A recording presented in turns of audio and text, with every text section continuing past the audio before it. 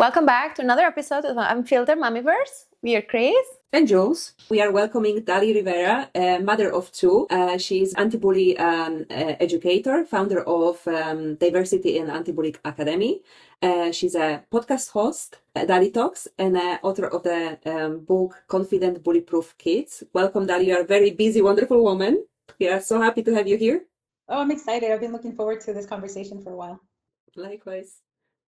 We are very excited as well, and we love to start to hear your story. Like, how did you get in this, working into this anti-bullying space, and if there's something personal that led you here? So, I migrated from Nicaragua to California when I was 7 and experienced a lot of bullying, and it really impacted me. I went from a really shining bright star to this dim little girl that wanted to just be very invisible. Somehow overcame it and joined the military, and then experienced bullying there. When people call that harassment because it's in the workforce. And then as a mother, my child was 5 years old when bullying happened to her, and I started seeing her little light being dimmed, and I was like, oh no, this is not going to happen to my child. And at the time I was in my master's program, so I was in that mindset of research. And when the school wasn't doing enough to help, I asked to look at their rules and regulations, because they kept saying they had to follow the rules and regulations. And I was like, well, they're obviously not working, so let me see what's going on. And I discovered how uneducated I was as a parent, and how many other parents are uneducated about the rights that they have here in the United States with schools. And if you don't know what your rights are and what your child's rights are and how their procedures are implemented, then you don't know how to collaborate with them and how to ensure that the solution is provided to you as soon as possible. And in my opinion, when it comes to bullying, that solution needs to come immediately. We need to stop it. That's why I focus a lot on prevention and educating parents. And for several years, I just volunteered at the school a lot. I shared the information. And then in 2017, I was laid off from my job. And I decided to try out workshops with schools, and one school district was so amazing. They let me pilot a series of workshops over the summer. And I thought, nobody's going to come over the summer because kids like to sleep in, parents do too, especially if they can. And much to my surprise, they were there at 9 a.m. And they came with their grandparents, the parents, and the children. I learned so much. So I thought I was going to be working with children, but as it turns out, it's the parents that I work with, and a lot of them are fluent in Spanish. So I provide all of my content now in English and Spanish, and it's just been incredible because I just did not think that parents were going to be that interested in the topic. And it's amazing how something negative that happened in your life and your daughter's life, that you change it and you put it in something positive and helping other people. So that's amazing part of the story. Right. Yeah. My friends always say I have this huge sense of justice. Like, I want justice. So I think it's like you get very passionate about making things right. And it's true. I do. I don't know where that comes from. I think maybe because I got bullied so much and I felt like it's so unfair, and I just feel like it's not fair for a child to have to go through that.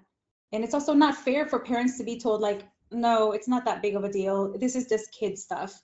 Because in my work, I've had so many conversations with adults. Specifically, this one conversation I will never forget with an 84-year-old man. And he cried as he was telling me his story of how he got bullied when he was in middle school, in 8th grade.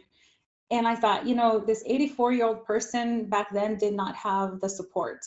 There was no word called, no bullying term. It was just kids being kids, and you have to just shrug it off, move on, forget about it, be tough. This is going to teach you life lessons. I mean, it does, but I think that some life lessons don't have to be so life lasting like that. That's pretty intense. So you mentioned that man, 84-year-old, he was just, back in the day, it was kids being kids. But let's explain what bullying means. What's the definition, and what's the difference between just teasing or kids being kids, but then comparing that to bullying? Those are such good questions. I really appreciate it, because there is a huge misunderstanding about what it means. And there is, in the United States at least, there isn't a set definition. So if you look from organization to organization or school to school, they might vary. But overall, it is unwanted, aggressive behavior that has the potential of being repetitive or is already repetitive, and there's a power imbalance that exists. So the simplest way that you can explain that to a child so that they know what it is anything negative that you don't want happening to you, whether it is a little shove, name calling, and it is repetitive, so it's happened more than once, or you know it's going to happen, because I think most of us know what person is going to continue, right? So you're anticipating that's going to happen again.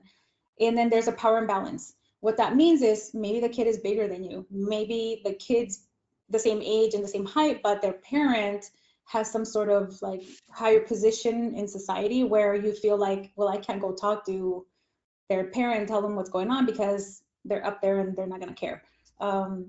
It could be just somebody who is wealthier, it's like, think about society, how we are. Like, are you going to sue somebody that has a lot more money? Probably not, because they have more money, they're going to outlaw you with their money. So that's pretty much the definition of bullying. So it's unwanted behavior, unwanted aggressive behavior. It's repetitive or has the potential to be repetitive, and there is an existence of power imbalance. It could be a parent bullying a child. It could be an older sibling. And I tell parents, read the definition of bullying at your organization, wherever your kid goes, whether it's a school, a rec center, even a place of faith, if they have that implemented, because some definitions matter, the language matters. And I'll give you an example. There was a person I helped in Canada. Her child was being bullied by their cousin. They went to the same school. But according to that school, the policy said, unwanted aggressive behavior by school-age children not related to one another that has a potential of being repetitive or is already repetitive, and there's a power imbalance. So that language of not related to each other. The other one that bothers me is school-age kids, school-age people. Bullying has no limits. Bullying happens whether you're wealthy, poor, disabled, or abled, whether you are related or not. It happens regardless of your status and title, position, whatever. It happens everywhere. So it's important to read that policy, because if you're going to advocate for your child and it doesn't fit that policy, they can say, no, I'm sorry. And then you have to find some other way to help your child. Yeah. Your other question was, what's the difference between bullying and teasing? And I love this question so much.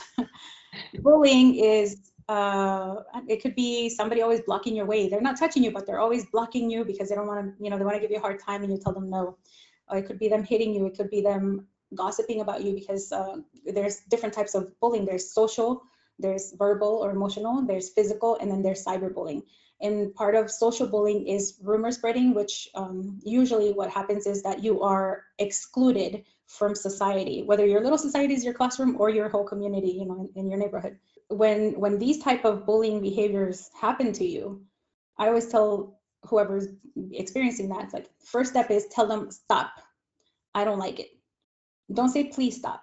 We need to teach assertiveness to our children from very, very young, and tell them, stop. Don't do that again. If once you've said that and they continue, that is now bullying. And then you have teasing. Teasing is something that we do with people we know. It's usually not with people we don't know. It's usually something that everybody engages in and everybody takes a turn. So it's not always directly directed at Dali. It might be directed at Chris or at Julia. It might be to somebody else. So everybody gets a little piece of the pie, I guess you can say. Yeah. And it does not feel like it is to hurt you. Would you compare that teasing, like when we are talking about adults, like could we say like it's like using the irony maybe, or like kind of a joke, but provoking you, but in a way that I don't want to hurt you, I just want to play or somehow? So there is a fine line, but that is when you have, so that's a good question. When you use it as a joke, yes, it still can be teasing, but maybe you're just laughing about something they did. Like, say I fall and scrape my face. I'm in my 40s. I shouldn't be falling. I know how to walk well. But let's say that my friend starts laughing and teasing me about it. And then every time we meet, they joke about, oh yeah, because Dali is uncoordinated. She can't, And then it's always that one thing. So now it's not a joke. Now it's like, okay, I got the point. Now you're humiliating.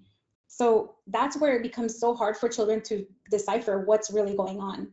So a few times, but when it's repetitive like that, like, okay, now there's more to it. And also, there are a lot of people that give backhanded compliments or backhanded jokes. So, they won't admit, they want to say something about you, but they won't say it seriously. So they use it as a joke, as a disguise. And we need to explain to our children and show them through maybe television, like cartoons or TV shows. Like that is an example of, this is when somebody's trying to humiliate you, and that's a form of bullying. So to make it simple and to recap, teasing is usually done among friends. Everybody takes a piece of the pie. Bullying is usually done, it can be by friends. And if a so-called friend is doing it, then they're not really your friend. And you have to look at like how you feel, how they make you feel. So if I'm being teased, I might be like, oh, okay, that's annoying. I'm gonna, whatever. But you get along. You do want to hang out with that person. You're not avoiding them. You also don't feel like they're tearing you down.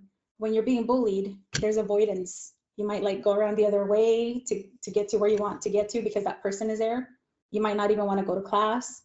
Your body feels tense. You get anxious. You get stressed. You might even feel sick to your stomach or have headaches or something. And that is a real good indicator of how this child is being made to feel by that person. And so ask your kids, how do they make you feel? And it is so important that when the children tell you, I think I'm being bullied or I am being bullied, even if it's a really small thing that happened, please never say, are you sure? The moment you do that, you invalidated their entire experience. And remember that to them, it's their world they're living in. That is little people problem. To us, it's something minor, but to them, it's huge because they're learning to navigate in the world. So it's really important to give them the example of, the teasing and the bullying. What does it feel like? And that's anybody. It doesn't matter how special they are. It doesn't matter how famous they are. It doesn't matter how well respected they are, because some of the biggest bullies are the most prominent people in our communities. It's a very interesting subject for us, like because we have a 5 years old kid that they start they start interacting in school and all that, right? So why do kids bully actually? Like how much of that behavior like is because they see it in the adults around, or like why they do it? There are many, many reasons. It could be role modeling. It could be that they're role modeling the way that they're being treated at home. It could be because society says that the aggressive, violent person is somebody that shows dominance and should be respected. So they might want to become that person. It could be because they're really, really smart and they look down on people who don't get things as fast as they do. And I've actually encountered a lot of kids like this and their parents. The parents come up to me and they're like, look, my daughter, she's really, really smart. And she gets really upset with other people and she calls them names. She calls them dumb because they're not as quick as she is. And so like, talk to her. She's got to humble down. She's got to understand everybody has a different learning capacity. There's also a huge one that happens. It's very common and people are usually very surprised. The victim who is bullied very often becomes the one who bullies back. And they don't just bully back the bully that was doing it to them, but others. Because when kids live in when they're experiencing bullying and they notice people around them are witnesses and don't do anything to stop it, they don't defend them, they don't even say, hey, cut it out, leave them alone. They think, okay, if I can't beat them, join them. If I become the bully, then I'm going to be safe because now I'm going to be the one that's going to be feared. And it's really sad because usually those kids have a higher risk of ending up in the incarceration system. And they have more violent experiences in their lives. It comes from a place of survival. The other thing is kids don't know or are not being taught sometimes how to deal with really hard things in their lives. It could be divorce. It could be the loss of a sibling or a pet. It could be just like nobody speaks with them. And so they don't know how to articulate their emotions. That's why it's really important. Use the wheel of emotions. You've seen it with all the little caritas, the little faces. And, like, how do you feel? Is it like this? Especially at 5 years old, it's good to start pointing that out. Like, this is how I feel. And that's why I love the movie, what is it called? With Joy and Anger. Inside Out. Yeah, there we go. Inside Out, right? My kids love it. Right. It's so helpful. So we have to give them examples so that they can express themselves and deal with their emotions in a healthy way instead of taking it out on someone else. And like me, I'm a very inquisitive person. Since I was little, I always wanted to know the why. And in Latin America, the culture says, I'm your parent. I don't have to give you answers. You just do it. And that's very harmful, because when kids like me know the why, we're able to implement whatever we're being told better, because it makes sense, and we like to form patterns and like put the picture together, right? So if a child is told like you have to express your negative emotion in a healthy way, don't just say that, show them, tell them exactly how. One of the things that I've done with both of my kids is I tell them, yell as loud as possible in your room into your pillow. Then we had this wall in the back, a brick wall, and I took bottles, and I'm like, okay, you're gonna step all the way out here, you're gonna throw those bottles all the way against the wall so you're safe, and then you don't clean it up. But like here, we also had in the US, we have what's called rage rooms, where you have all You can destroy stuff. Yeah. it's crazy, but it's so liberating. Or just taking them to the baseball field and throwing the the ball and swinging as hard as possible, or having like this violent dance going on for like at least 10 minutes, just letting out all of that energy, because really kids think that anger is a bad emotion. It's actually a good emotion. It means that you care about something so much that it makes you angry, but below the anger is hurt, it's pain, it's sadness. And when that was explained to me, it almost made me feel more calm, like, oh, I'm normal, like there's nothing wrong with me being so angry.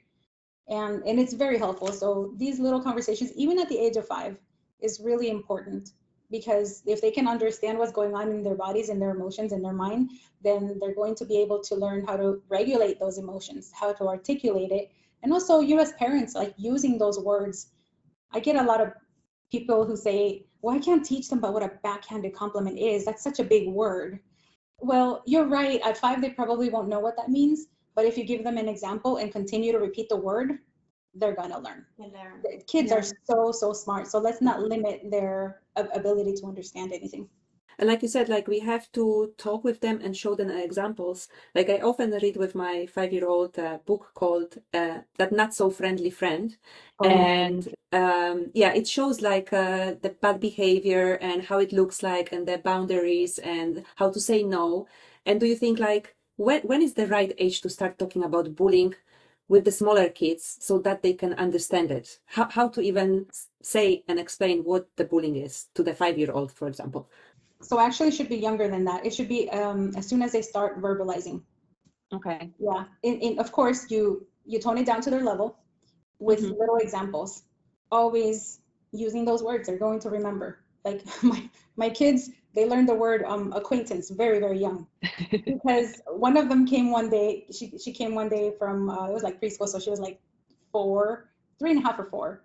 And she said, my friend doesn't want to be my friend anymore. I must be a bad friend because she doesn't want me anymore. And I said, no. I had to explain, like, there are friends who actually like are people who you invite to the house because you're that comfortable. But I think that this person is an acquaintance. That's somebody you like, but you don't want to hang out with them all the time. It's kind of like, I like chocolate, but only like in Hershey Kisses, but I don't like chocolate cake at all.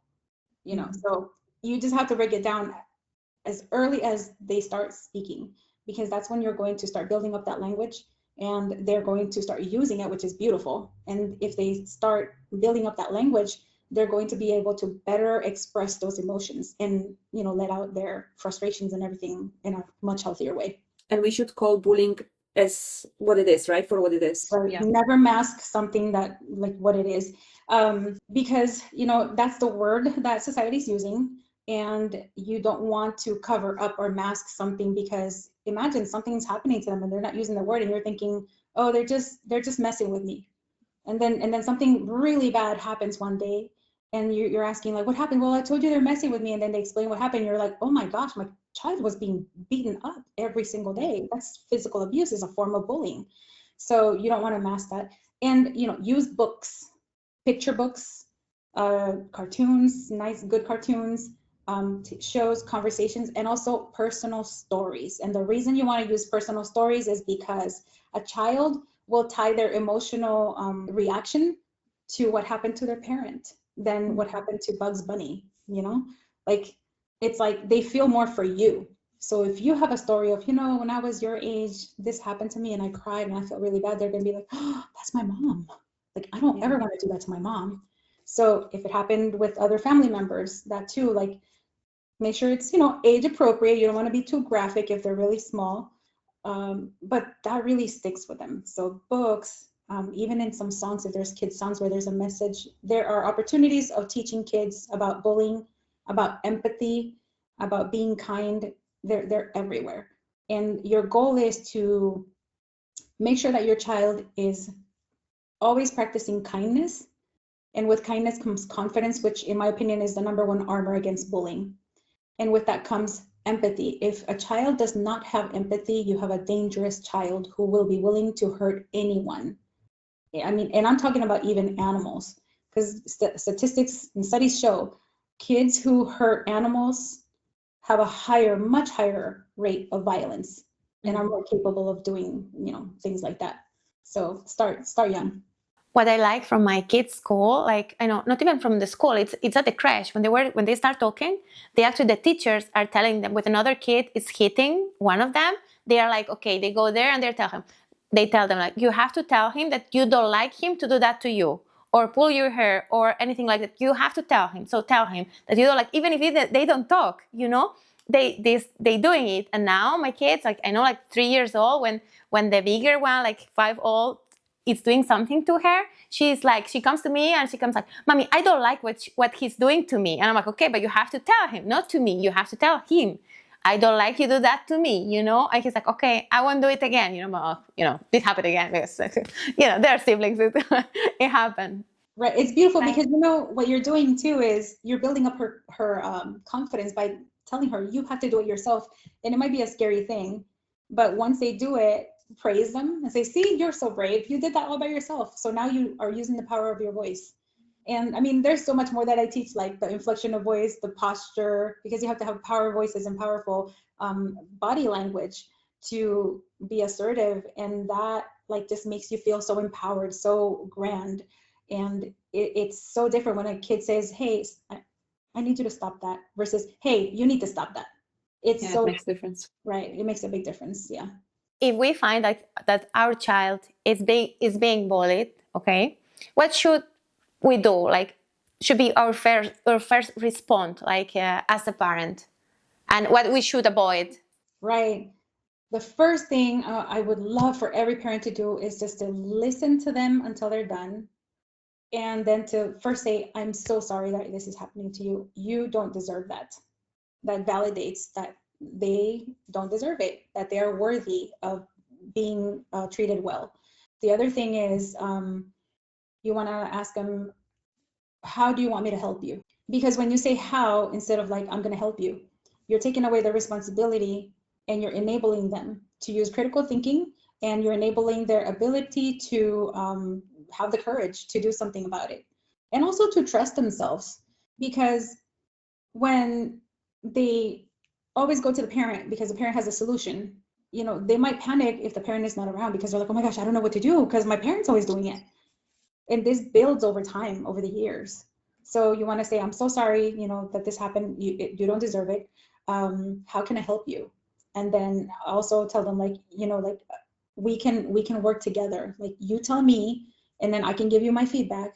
Is it okay if I give you suggestions? Ask, because you want to put all the power on them and make them feel like they're in control. Kids, most of the times, they know how to handle or not handle a situation with the person who's bullying them, because they go to school with them and spend hours with them and see them every day. So sometimes they have the answer to that solution, and they just need their parent to reinforce, to stand by there, and to also hear them out and say, does that sound right? Because if it doesn't, what do you think I can do? Never say this to kids is, oh my gosh, because I've heard this before, is are you sure that happened? Are you sure you're not exaggerating? But they're so nice. Are you sure it wasn't a mistake? Maybe it's not a misunderstanding. If you do this, oh my gosh, you're just teaching them to doubt their own instinct and their mind, their experience. You're teaching them to gaslight themselves. And that's really terrible, because that leads to so much opportunity for that little person to be abused in so many different ways. The other thing too is some parents that I've helped, and when I spoke to their kids, I asked, why didn't you tell your mom or dad? One kid said, well, my mom is really aggressive and loud, so I didn't want her to go into the school and make things bigger than they were. And kids are very literal. What a parent repeats, they're going to believe. So Those are the things I would say, avoid doing that. So the way that you're saying that will be like how to create a safe space for them to open up to you, right? But can I ask you, when will be appropriate to involve the school or the parent of another child? That is really case by case. Tricky? Yeah, but let me tell you, because I've helped so many parents at different stages of when it happens. Some are immediately. You want to see how intense it is and how bad it's impacting your child. I think as parents, you're gonna know when. But one thing I want you to keep in mind is that because of the definition, is if it says repetition, as soon as something happens, even if it seems harmless, write it down somewhere. If you're a journaler, journal it. Because sometimes the schools or the leaders of whatever organization are not going to take it serious because they want to see a pattern, and patterns usually is what convinces people that, okay, something's been happening here. And that's why I tell parents, every time a child tells you that somebody said something that bullied them or anything, keep a log. And I know it's painful to do that because you have so many things going on as a parent, and then we have our own things, and then you have our partners' things too. But that's one of the best things that I can say. Just write it down somewhere, because if it happens again, then you can show proof if you want to go report it. And when you report it, do it in writing, because you always want proof that you said something, because the first thing that parents do is they go to the teacher. And the teacher has a lot of kids, a lot of parents to deal with, and they forget things because they're human. So logging stuff like this is really important. And nowadays that we have technology, text messages are not very valid. So email is it's what we want to go for. If you have a conversation over the phone with a teacher because you've told them what happened, I recommend that you send a follow-up email saying, Mrs. So-and-so, Mr. So-and-so, per our conversation, or thank you for the conversation earlier. I just really, appreciate your time. Just to recap, so that in case you forget, because I know you're busy, we spoke about this, and this is what the plan is. Because most likely they will forget at least part of that conversation. And then if something happens again, you can refer back to this. Like, remember that we already tried this solution? And then here's a copy of that email. And always just be very collaborative and friendly, because it really is a collaboration thing. I didn't thought about that too, like writing down when this is happening, because like, I don't know, as you say, like we have so many things in our mind, like I didn't think about it, but it's something I'm gonna do from now, because like my kids, so many times like he like, oh, I don't know, this friend took this from me, or this one took that from me, and the other, just last week, he had one who took something from his backpack. Okay, and he told me, this kid took this one and he didn't want to give me back. And I told him, what did you do? And he said, I told him to give me back, but he didn't want to, and he took it home. And I was like, okay. So we left it there. And the day after, he said the same. And then I was asking him, like, you want me to do something? You want me to ask his mom, like, if he has it, or if he's gonna bring it back, or something like that? And then he actually did it by himself. He brought it back home, and he was like so proud of himself. Like, Mom, look what I brought home. Like he gave me back. I asked him, and that's the thing. Like, I'm never sure what's going on, because they are spending so many hours together, and maybe with some of them they're like siblings. They're just like teasing. We said before, but like we cannot. I don't know. Like, I'm not sure I'm gonna be able to identify when it's happening. Believe me, I think you will. Because you're gonna feel it. You're gonna feel it. You're gonna see it in your child. But what you want to do, like if you have a really good relationship with the parent, I say a friendly talk, like, hey, you know what? So and so has been telling me that your son keeps taking. It's like, do you think maybe you can talk to him about it? That's when you have a comfortable relationship with the parent. But then there are some parents that they have parent blinders. Their child is innocent. They would never do that ever. And kids are naturally manipulative, not because they're very intentional about it, although some can be, but I think it's because they're noticing, they're studying us day and night. So they know how to, like, if you ask with the little cute eyes, they're gonna get what they want. But if they don't, so they know. And never expect, I think you should never expect like the school to be the mediator, because really, it takes too much time from their duties, and also they're probably very worried that the parents are getting into an argument at their school grounds, and then that's going to cause some kind of like issue, bigger problem for them. And the one thing I want to say is, when you as a parent are advocating for your child, you want to call out the action that did it, not like the kid. So for example, you don't want to go to that parent and say like, well, your kid's a bully to my kid. You don't want to say that, because you're calling the kid the bully. You're accusing. What you want to say is, your child is, or your kid is, executing some bullying behaviors that are, or some behaviors that are concerning. Pose it in that way, because you want to talk about the behavior. It keeps it more friendly. It's not personal and a personal attack. And make sure you jot down that conversation. The other thing that I do too, because I'm always busy stuff, if I can't journal it that night, sometimes on my notes on my app on my phone, and sometimes the voice recording feature, I just record that in the moment, because we're going to forget, especially if something big happened and your emotions are all over the place. You want to just speak into it, record it, keep it for yourself, then you can play it back. And the same thing goes for your children. When you ask them what happened, let them tell the story, and know that the story is going to slightly change for several reasons. It's going to change because they were in shock at the time and excited or whatever, and they might forget some details. Number two, sometimes kids naturally just don't want to tell you parts of the story, because they feel like if I share that, then they're going to think it was my fault anyway, and I deserved it. And then three, their story is going to change because somebody might remind them like, oh, remember that so-and-so was standing by there too, and that they did this, and they're like, oh yeah, that's, so give them some grace. It's hard, especially the younger ones, because they might not have those words to articulate. And if your child is the type of kid that grabs onto the words that you suggest, for example, if you're, say, Julia, you're trying to ask me how I'm feeling right now, and I'm like, oh, I don't know, and you say, Dali, are you feeling sad? And you're like, oh yeah, I'm feeling sad. Like, oh, or are you feeling scared? And then they're like, yeah, maybe I'm feeling scared, or maybe it's both. So if you know that your child is like that, I suggest don't try that approach. But if you know that helps your child, then show the color wheel, point, how are you feeling? How did that person make you feel? And that's a good indicator. And then, it's like we have to be investigators. A little bit. I agree. And then don't get me started about cyberbullying. That's another hour conversation or more. Yeah. But I would like to ask you quickly what to do on the other hand if we find out that our child is doing the bullying. Oh, I love bullying so much.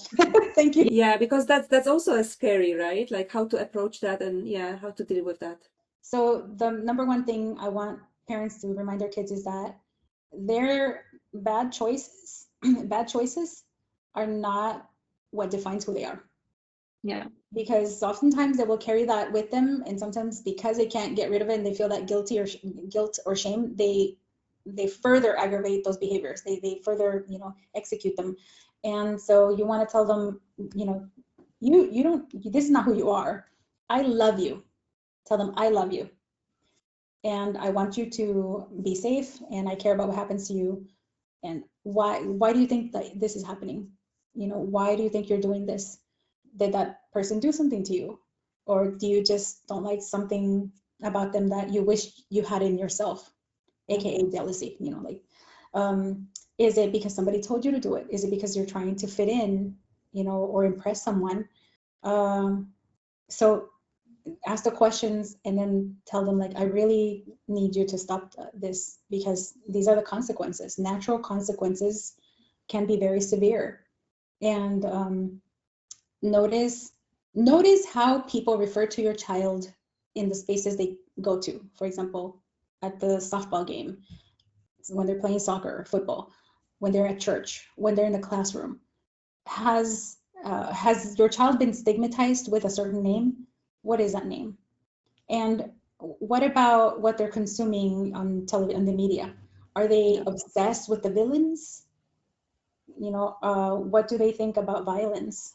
Do they love violence? Because there's a difference, generally speaking, the public teaches boys to play with guns and race unfortunately. Dangerous things, motorcycles, and doing weird things. And so, but then there's an obsession of taking that a lot further. Where is that coming from? And just simply asking, why did you do that? How do you feel about yourself? How would you like it if somebody did that to me? or they did that to you. Not to react with the anger to their behavior, but show the support and love. Yeah, I think that's important. It is. And I mean, you might be mad, oh my gosh, so mad, but this is a really, really important moment where you have to show like, okay, you can come back from this. This is not how you're going to be the rest of your life, and I'm here to help you. And then if you know, ask them, how do you want me to help you? Do you want to go to therapy? Do you want to go to maybe a preacher, somebody of faith? Maybe sometimes, like, there's always people of influence in our lives. Maybe it's a cousin, a grandparent, a favorite aunt or uncle.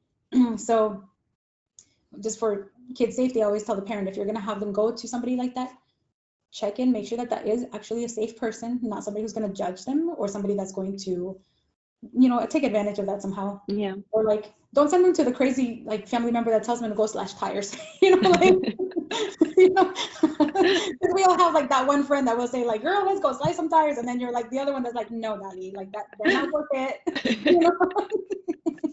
So just like, if you're gonna have them go to somebody like that, make sure they're not that crazy friend. And just know that kids really bounce back when they feel loved and supported. For kids who get bullied, it takes one friend to help them feel like, oh, I'm worth it. One friend to be there and say, man, you did not deserve that. It's like, come on, let's get out of here, whatever. And then of course having parent support. And then for the kids who bully, same things, like, hey, you're better than this. You are. Let me show you, and let me tell you all the amazing things about you. And let's not throw that away with this. You don't need that. In one of your books, because you have two of them, right? One it's for the more for the kids, let's say, and the parents, and the other one is more like a guide to detectives or how to act. So actually, both of them are guides, but one is a lot more kid friendly because I included little games like word matching. It's very colorful and bright, but it's still something that parents can use it has like the lesson plan, very short one page. And then on the other page is the little activity. So it gives like an example of a text message, that shows gossiping, so it's cyberbullying, but it's also a form of bullying. It's, it's social bullying. And then we have the word matching and like vocabulary words. So it just made it in a way where maybe you can just do it as an activity. Maybe if you're bored, you can just pull it out and do it. The other one, that's the Your Guide to Bullying Prevention, has all the activities. And then Confident Bully-Proof Kids has, it's also a guide, and it's more for the parent to reflect, after speaking with the child. And it has scripts that you can go over with your child, because I believe strongly that when you role play, like saying, hey, stop it, instead of, hey, stop it. Man, when you do that with your kids, they really feel it in their body. So it has the scripts that you can practice with your child, or you have them do it. And of course, the younger they are, they're more willing they're going to be able to do this, because, the older they get, they're like, oh my gosh, I can't do that. That's so shame. Yes. I'm not a little kid. So those are the differences of both books. And then, the scripts, I think, is like my favorite thing about the second book, because scripts are so needed, so that kids know what to say, just to give them ideas. And then it has things in there like, who can you go to for safety? One of the things is usually a mother with children is, if somebody's trying to do something to them, so they can go to a mother with a child, say, hey, can you help me? This is happening. Yeah. Or they can go, of course, to their favorite family member that they trust. And so those type of tips are in there, and both books are equally valuable. Yeah, it's just a difference. And I wanted to ask you, in one of them, like, you talk about the different types of bullies. Can you tell us a bit? Yeah, definitely. So, I mean, there's a ton, but the main four that are usually taught at schools is cyberbullying, where, you do the what I described, the definition of bullying online. And there's, within cyberbullying, there's like 17 different subcategories. Wow. And then you have, it's huge. And then there's social bullying. Social bullying is usually like the where you're excluding somebody from their society. It's not inviting, say, little Dali to go play every day at races. You have to get teams, and every single day Dali's excluded because maybe somebody said, ooh, she plays awful, or she smells, or whatever. So now she's being excluded from her community, and she's being stigmatized, and she her character is being attacked. Then there's verbal, which is name calling. And it's not just the big words, like the big offensive words. It's like, oh, you think that you look good in that? Or like, oh, you look pretty today for, for being short or for whatever. And then the backhanded compliments like, oh, you're not the sharpest tool in the shed, are you? Or like, you're too slow, you can't handle this, all those negative things about them. And of course, the obvious insults. And then, and then physical. And physical is not always punching somebody, slapping them. Physical can be taking your possessions when they're not on you. It can be blocking your pathway. It can be tripping you. It can be creating a barricade so that you can't get through to where you need to go.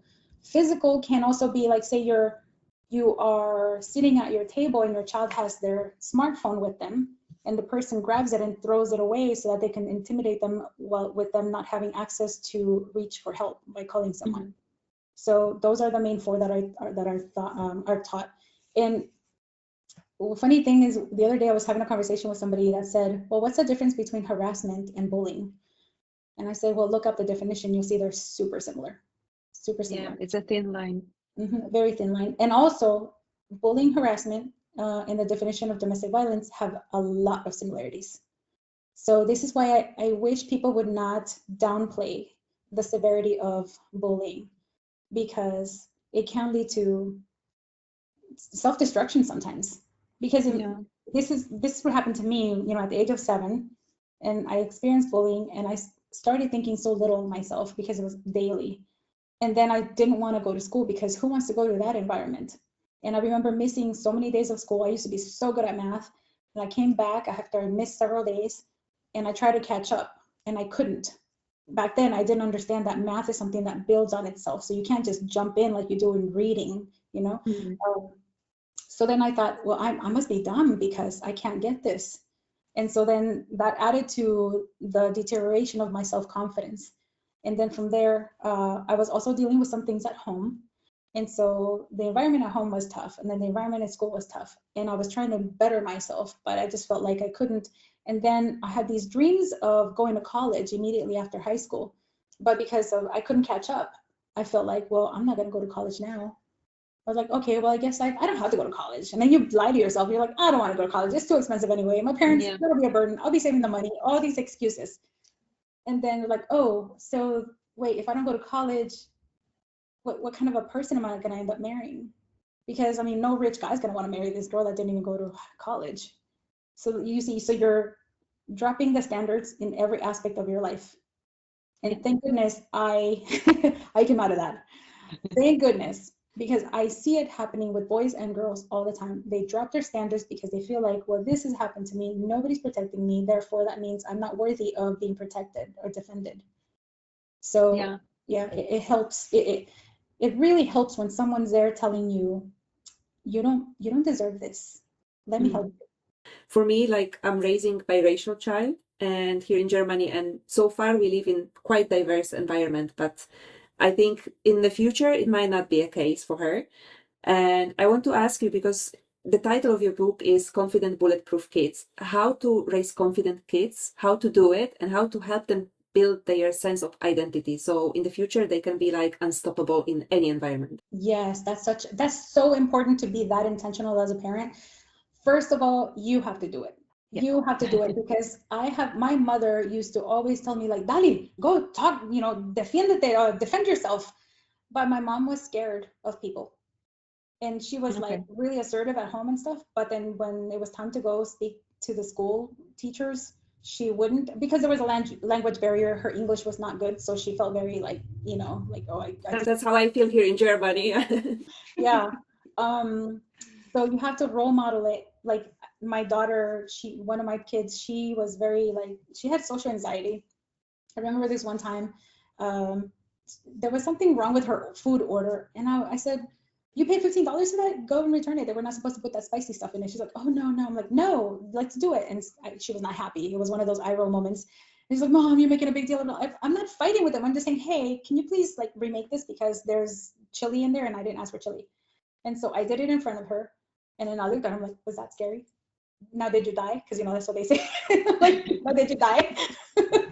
She's like, oh my God. And so just doing that. And so now then she was able to do it herself. And she came in the car. She was like, I did it all myself. I was like, yes, you did. So you have to role model it. And you have to also challenge them with things that you know that scare them. I'm not saying go extreme, like, like if they're afraid of swimming, don't throw them in a 12-foot deep pool, but challenge them to learn how to swim. Even if it's something as simple as right now they're 5, right? Your 5-year-olds, they might not be tall enough to reach the sink to put the dish in, but challenge them to like, how would you fix that? Let's get the stepping stool. Like, can you do it now? It's like, see, you did it. You got it. Mm-hmm. It's all the little micro lessons that really build up. If they do something great at school, maybe they helped a friend, make sure that you point that out. That is a strength. If they cry in front of you, praise them. It's like, oh my gosh, you are so brave and vulnerable. That's very special because a lot of people don't want to do that. So that teaches them to love themselves, to love that part of themselves. And sometimes it's just a reminder, like, if you don't hear that about yourself, sometimes you don't know it's in you because, we just have a different lens for ourselves. But the shy kid can be confident? Oh, yes. And then also, let's also ask them, are you actually shy or are you just introverted?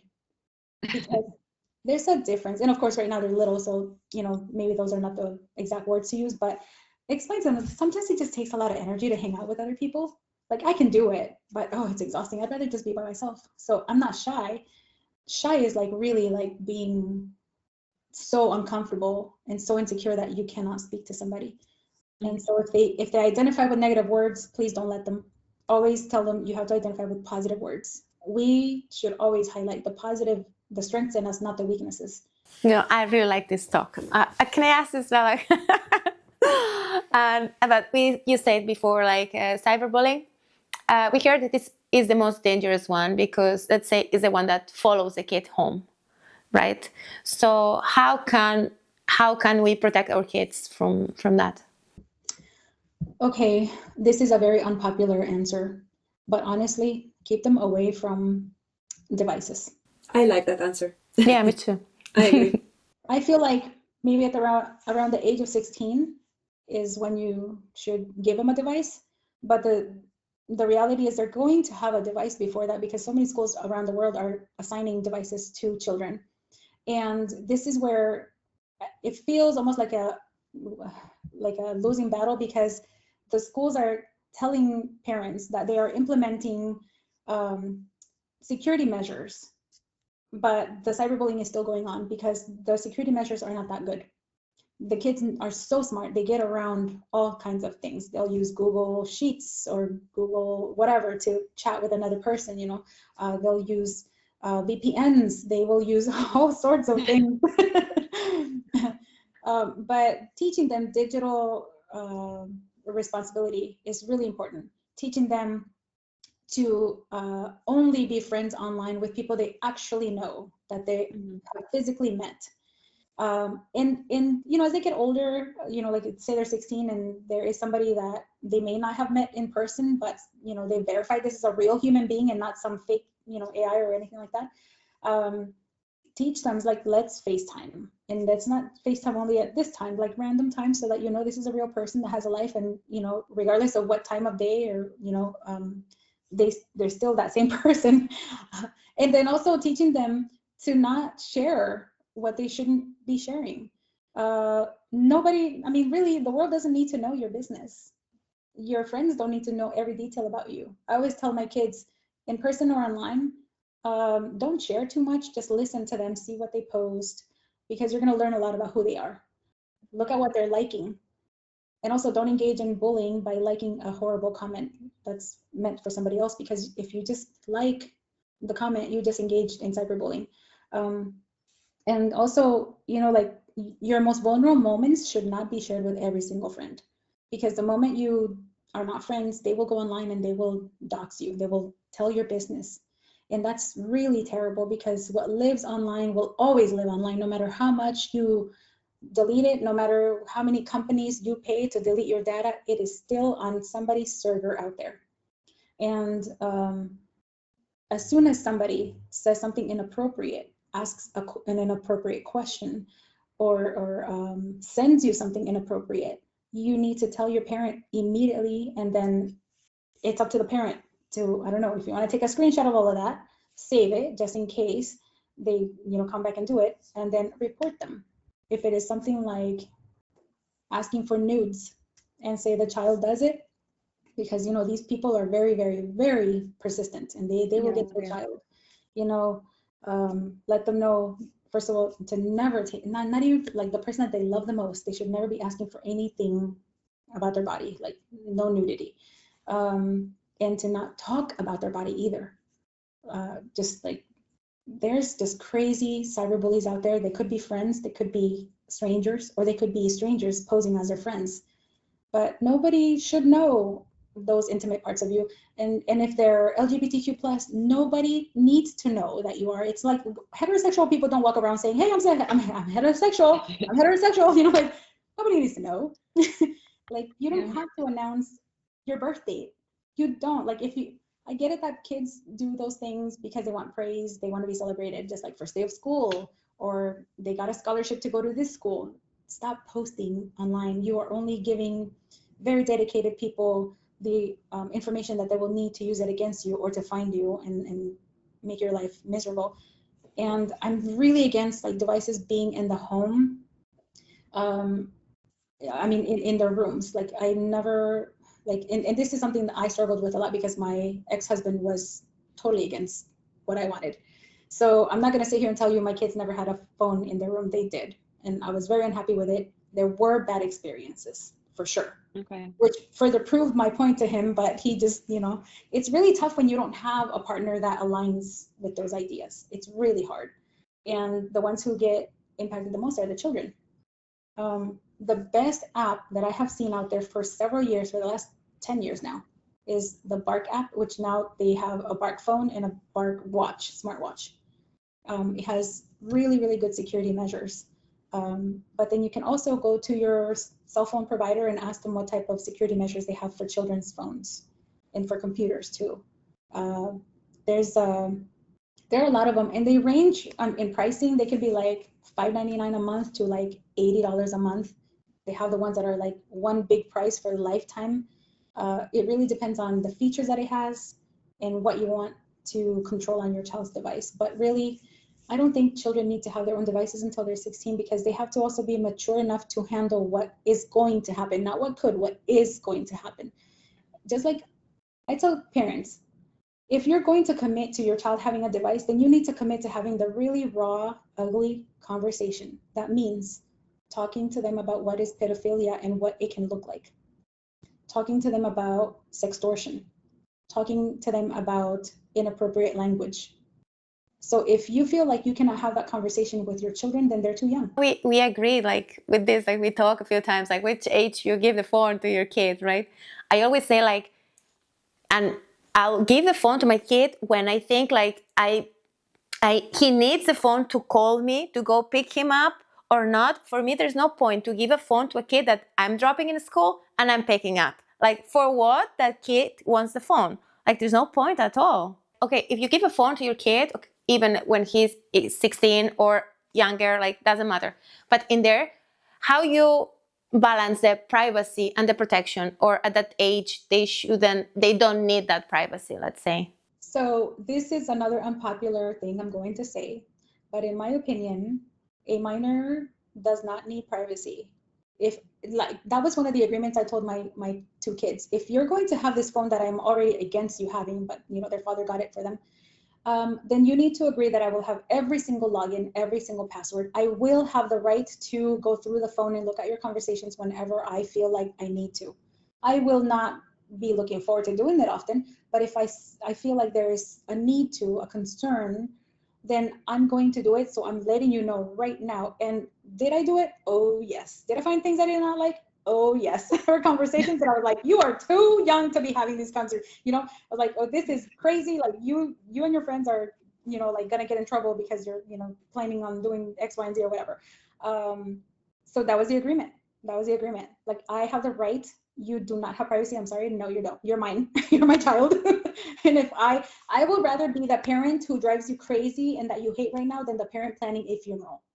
Internet, it's a scary place, and I feel like if my child will have a phone earlier for the reason to call me or contact me, it will be one of those flip phones that you don't go on the internet. You just have the emergency numbers to the family members, and that's it. Like, honestly, it's scary. It is, and that too, don't just jump straight to the smartphone. Do something very limited, because they have to, it's like, crawling before you walk.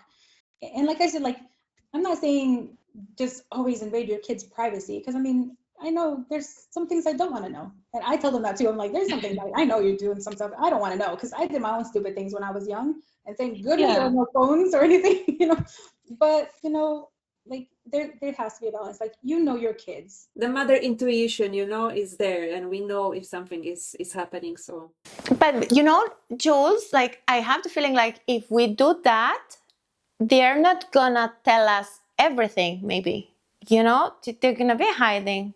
I'm gonna have a tracker and the recording device in my child's room. Like, I'm that type of mom. I need to know. I know.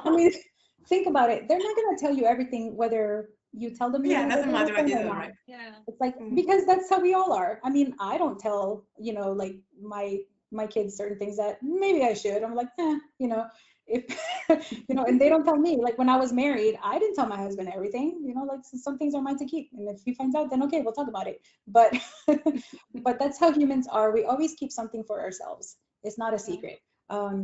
It's just allowing them to exercise autonomy. And then the moment you see they're not exercising it correctly, then you stop them and say, hey, this is what's going on. This is how I need you to fix it. If you cannot agree, then you cannot have this device. And the more honest you are with them, I think the more they will be willing to cooperate, especially when you pose it as, okay, do you want a phone? Do you want a flip phone?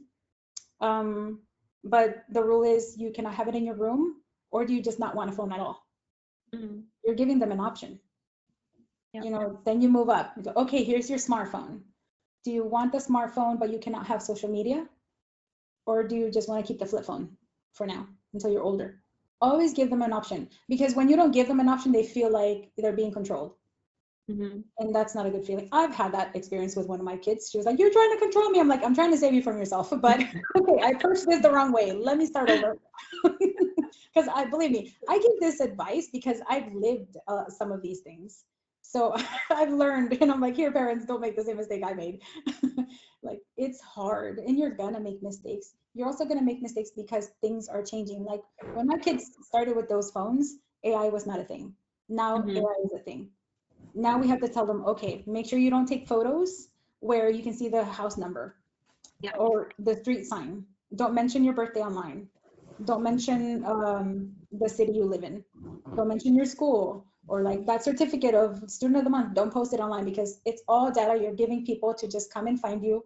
And too much information. It is way too much. Just wanted to ask you about your Diversity and Anti-Bullying Academy. Can you tell us more about it? Thank you. Yeah. So I created that as the signature program of a series of workshops. So I talk about AI, we talk about confidence building and role playing, there's another one on how to advocate for your kids. So we really do a deep dive on paperwork, legal things, what you should have, how to pose questions. Of course, bullying, pretty much define it. Let's go into the types of bullying, the types of bullies, because that's also a whole nother one, the different definitions. So it just breaks everything down, because you can't have this conversation in a few hours. That actually can take days. Yeah, we see. We need to make a series here. Right, like a series, yeah. So this is how I work with parents. They can purchase a workshop. They're usually $47. I offer one pretty much per week live with me, where they can ask questions. Or if somebody's an organization leader and they want to buy a series of the workshops to deliver them to their staff or their teachers or their parents, then they pay me so that I can deliver it to them. So that's how I work with them. And I included the diversity part in there because in bullying, there's racist bullying. There's also misogynistic bullying, where like the bullying is based on your gender. or like disability. So I also have classes on like etiquette, on how to have conversations with people without offending them, how to ask about their cultural background or ethnicity without offending and without, reinforcing stereotypes. So I love what I do. It really, it's amazing when people have those aha moments, of these little things that they don't think to ask. So that's why I do it. Yeah, I think you have a lovely energy, great energy, and we love your content on social media. And would you just tell us where someone can find you on Instagram or on your website, and also your podcast? Yes, thank you. Yeah, so the podcast is the DaliTalks Podcast, and then you can find me I'm mainly on Instagram and LinkedIn, DaliTalks. That's if you just look DaliTalks, and then my website, DaliTalks.com, and you'll find all my information on there. Thank you so much, Dali, for your time, and lovely energy from you. Thank you. Me too. Both of you are amazing. Thank you. Thanks so much. Okay, guys, such an important conversation and very interesting. Yes, definitely. There's still much more to unpack, and we hope Dali will be back at Unfiltered Mammifers to talk some more. So yes, don't miss it. Like, just keep an eye on it, and remember, follow, share, comment. Yes, we are on all socials and Spotify, and of course on YouTube. Take care. Be kind to yourself. We'll see you soon. Bye. Bye.